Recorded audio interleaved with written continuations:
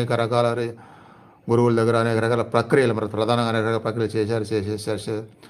ఎన్నో పొందారు. ఆ పొందిన దాంట్లో తనకు కొన్ని అనుభవాలు కూడా జరిగినాయి.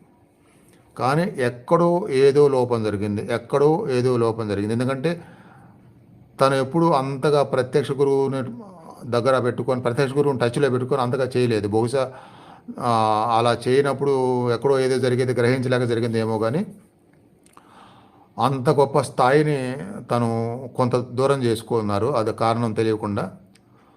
కాబట్టి అందరిలాగానే నా వీడియో చూడటం వలన తనకు మంచిగా అనిపించి, మాట్లాడాలనిపించి మాట్లాడారు. అలానే వెంటనే ఈరోజే మొదలుపెట్టారు.